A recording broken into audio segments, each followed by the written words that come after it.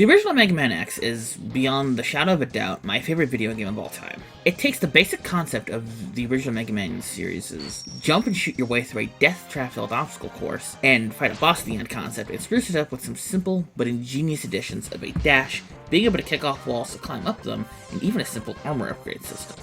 And it does all of this and refreshes the player on the other established mechanics of jumping, shooting, and being able to charge your buster shots without saying a word to the player. At least the dashing and the wall climbing.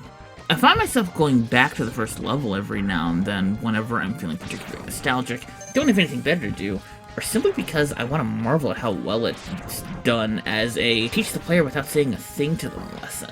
This brings me to the subject of this month's video, 30XX, a roguelike inspired by my favorite video game of all time. Now, you're probably wondering, hey Mojo, why have all your videos been about roguelikes so far?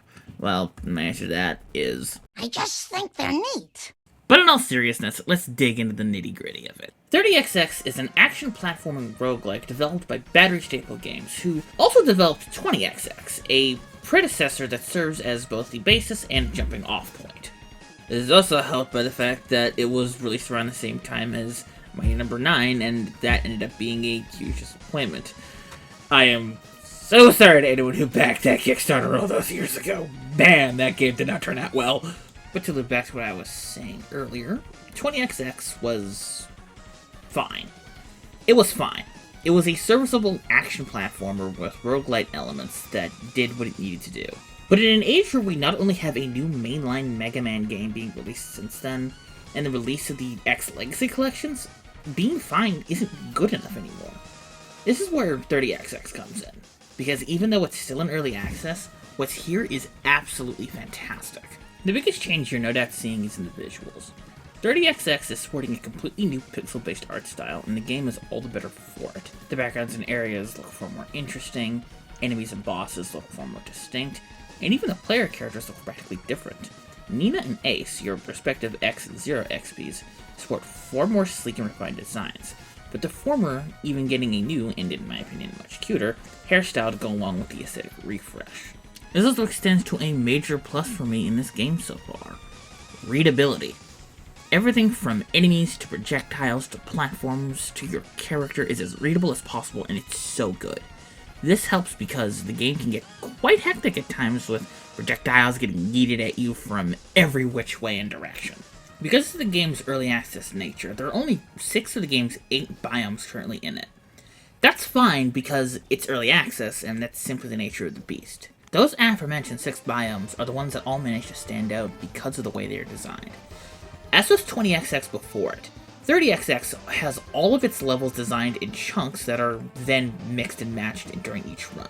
It's an interesting take on procedural level generation, and while it's not true procedural generation as you would typically see it in other roguelikes, it manages to allow for a sense of mastery for the levels themselves that other games in the genre just otherwise wouldn't allow for.